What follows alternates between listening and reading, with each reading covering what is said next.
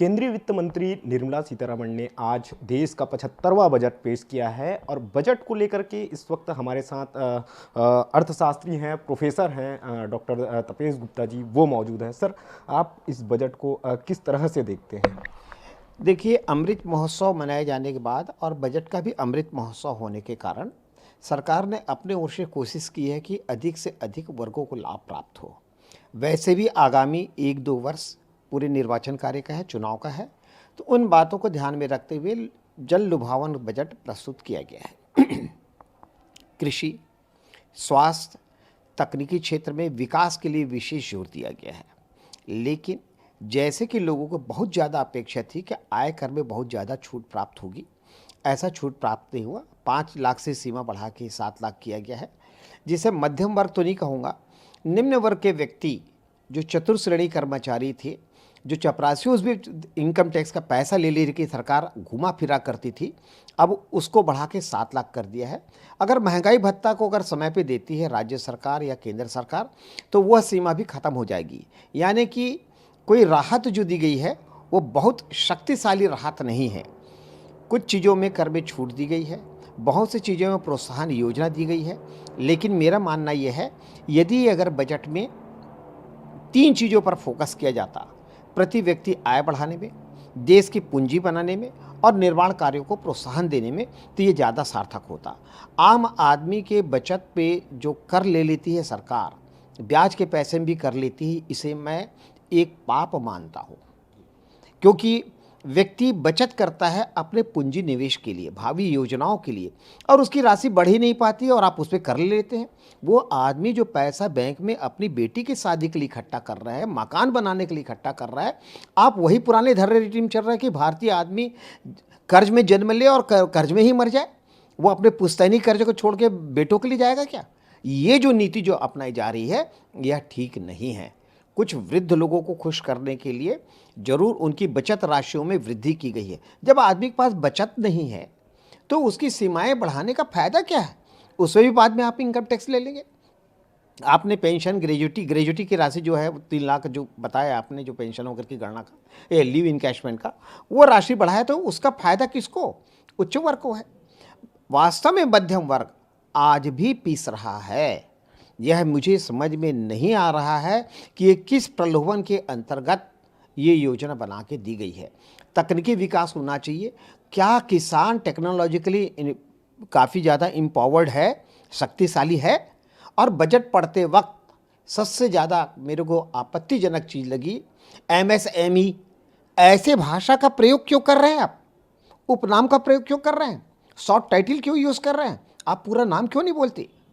अगर आपके पास योजना है, नीति है, आप जनता के सामने कह रहे हैं, कोई ऑफिस के आदमी के पास नहीं कह रहे हैं, आम जनता के लिए कह रहे हैं, तो आप बातों को स्पष्ट शब्दों में रखिए। आप पढ़े लिखे हैं, हम मान गए, पर आम जनता पढ़ी लिखी है क्या? MS का मतलब क्या समझेगी वो? MSI कर रहे हैं आप, और ऐसी कई योजनाओं को शॉर्ट में नाम बता रहे हैं, जिसको मैं खुद समय पे फॉलो नहीं कर पाया। मैं हर साल बजट सुनता हूँ, मेरे को वो चीज़ें क्लियर नहीं हो रही है। आम जनता को क्या क्लियर होगी? सर, चूंकि देखा जाए पिछला, अगर हम कुछ सालों का, पिछले 4 वर्षों का यदि हम बजट पे गौर करें, तो पिछले 4 वर्षों के बजट और इस बार के बजट में क्या कुछ अंतर हैं, और जो पुराने जो बजट जो इन्होंने प्रेस किए थे उसमें अब क्या कुछ बदलाव देखने को मिले? देखिए, सबसे बड़ी बात तो ये है कि 4 वर्षों से जो बजट आया वो राष्ट्र निर्माण के लिए, कड़वे निर्णय के लिए, और फिर बीच में 2 साल का समय आपका कोरोना के महामारी का है। यहाँ पे इन्होंने कोई शक नहीं है, बहुत अच्छा कार्य करके, बहुत अच्छा बजट देके, वैक्सीनेशन करके, चिकित्सा करके लोगों की जान बचाई है, देश की सुरक्षा व्यवस्था को मजबूत किया है। लेकिन इस बार वास्तव में प्रत्यक्ष रूप से जो राहत मिलना चाहिए था बजट पे, वो आम जनता को राहत नहीं मिली है। आप थोड़ी सी चीज़ों में रेट कम किए हैं क्या उसका लाभ जनता तक पहुंच जाएगा? अधिकतम खुदरा मूल्य पर अभी तक निर्णय नहीं हुआ। एक क्रोसिन, जैसे कि हम पढ़ते हैं रिसर्च पेपर में और पेपर ओगन में भी समाचारों में पढ़ते हैं, 10 पैसे 15 पैसे का बनता है। वह आज इतने महंगे में क्यों बिक रहा है? 10 गुना रेट पर। वैसे ही आप कोई भी खाद्य तेल ले लीजिए, दुगने से तिगुना रेट का रहता है। मॉल वाले एक के साथ एक फ्री का ऑफर कैसे चलाते हैं? मतलब साफ है कि 50% मूल्य कम है। और यदि अगर ये अपनी ओर से ऑफर दे के चलाते हैं तो ये समाज सेवी संस्था नहीं है, ये लाभ में फिर कैसे चलते हैं?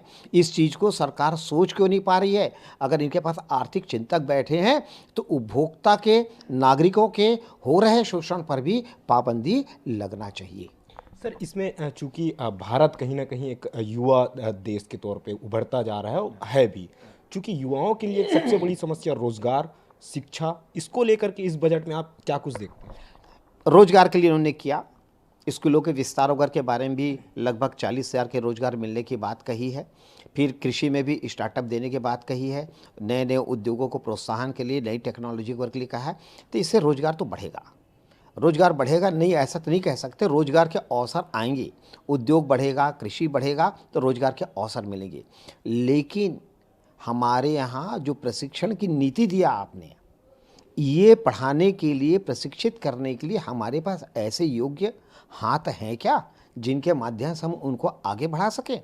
युवकों को जिस तरीके से शिक्षा दीक्षा मिलनी चाहिए थी वो नहीं मिल पाई है, वो बेरोजगार हैं।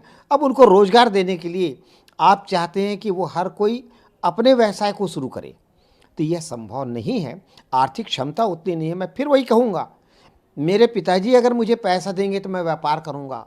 मेरे पिताजी मास्टर हैं, मेरे पिताजी छोटे दुकानदार हैं, मेरे पिताजी चपरासी हैं, वो कहाँ से पैसा देंगे मुझे? आपने बचत करने नहीं दिया, क्योंकि बचत के पैसे में भी आप कर मांग ले रहे, उसको लाभ हो नहीं रहा है। तो आधी बचत कहाँ किया? उसे तो कर्ज लेके घर बनाया, बचत करके नहीं बनाया, कर्ज में लेके। तो बाप कर्ज में घर लिया है, बेटे को कर्ज लेके व्यापार कराएगा, मरेगा तो कर्ज ही तो छोड़ के जाएगा। कैसे तरीके से आपने पीढ़ियों को बर्बाद करने का ठेका ले लिया है? आप अपने लिए एक बार चुनाव जीतने के बाद आप बड़े से बड़े बंगले में रहते हैं, बड़े से बड़े गाड़ी में घूमते हैं और यहाँ लोगों को बेवकूफ़ बना रहे हैं। ये चीज़ें बिल्कुल नहीं होनी चाहिए। अगर आप ईमानदार कोशिश कर रहे हैं, राष्ट्र की सौगंध खा के राष्ट्र के नाम पर अमृत महोत्सव में कर रहे हैं, तो ये काम करना था। जनहित के लिए कम से कम ब्याज में छूट देना चाहिए था। मेरा तो ये कहना, देखिए सब चीज़ें हैं साहब, देश तभी आगे बढ़ता है जब उसके पास पूंजी निवेश हो। यहाँ आम नागरिक के पास पूंजी निवेश है ही नहीं है, हर आदमी के ऊपर कर्ज है। आप अपने पड़ोस के आसपास के परिवार के 10 लोगों को देख लीजिए, 5 लोगों के ऊपर कर्ज होगा, चाहे वह कृषि का हो, चाहे वह उद्योग का हो, चाहे आप तीज त्यौहार के नाम पर हो, बेटे के लिए हो, कहीं पे भी हो, 10 में से हर 5 व्यक्ति कर्ज में डूबा हुआ है। और आज बचत को प्रोत्साहन नहीं देना चाहते हैं, ये बहुत दुर्भाग्यपूर्ण बात है। सर, चूंकि इस वर्ष ही लगभग 9 राज्यों पे इलेक्शन होने वाला है, तो क्या लगता है इलेक्शन की वजह से इस तरह के बजट प्रस्तुत किए गए हैं? और इन बजट को आप कौन से वर्ग के लिए आप बेहतर मानते हैं? ये निम्न वर्ग के लिए और उच्च वर्ग के लिए बहुत फ़ायदेमंद है, और विशेष तौर पे कृषकों के लिए फ़ायदेमंद है। और उन्हीं को लुभा के, उनके वोट बैंक, उनकी संख्याओं को ध्यान में रखते हुए दिया गया है। मध्यम वर्ग तब भी पीड़ित था, अब भी पीड़ित है, और कोई भी मध्यम वर्ग व्यक्ति उच्च वर्ग को नहीं छू पाएगा। निम्न वर्ग का व्यक्ति मध्यम वर्ग के करीब आने के लिए डरेगा, क्योंकि वह निम्न वर्ग में रहते हुए इतने लाभ ले चुका है कि जितना वो मध्यम वर्ग में आने के बाद प्राप्त नहीं ले पाएगा। यानी मनुष्य की जो विकास की मनोवृत्ति है उसको कमज़ोर किया गया है। अगर आप निम्न वर्ग को बहुत लाभ देते रहेंगे तो वो उससे ऊपर उठना चाहेगा नहीं, वो उसी में जीना चाहेगा। आप बचत करके आगे बढ़ जाए करके आप सोचेंगे तो उसको मालूम है कि बचत किया तो उसमें इनकम टैक्स कट जाएगा, और इनकम टैक्स एक बार कटा तो वो उस रेंज से बाहर हो जाएगा, तो बचत क्यों करेगा? तो ये जो चीज़ें हैं, हम जो पूंजी देश के अंदर पैदा कर सकते थे वो हम देश के अंदर पैदा ना करके आज हम बाहर से हाथ फैला के ले रहे हैं, ये ठीक नहीं है। बैंकिंग चलाना है अगर सरकार को तो चला ले, प्रशासन की कोई आवश्यकता नहीं है, मानव जीवन की आवश्यकता नहीं है। ब्याज दर में छूट की सीमाएं बढ़ाई जानी चाहिए थी, इस पर सरकार को बहुत अच्छे से विचार करना चाहिए। जब तक देश में पूंजी नहीं तब तक पूंजी निवेश नहीं, जब तक पूंजी निवेश नहीं तब तक अर्थव्यवस्था मजबूत, प्रति व्यक्ति आय नहीं बढ़ सकती।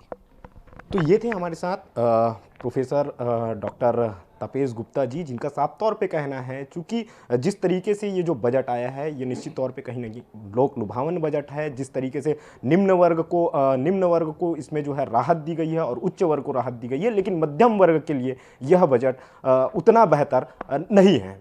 कैमरामैन मितेश साहू के साथ राजेश निषाद, ईटीवी भारत, रायपुर।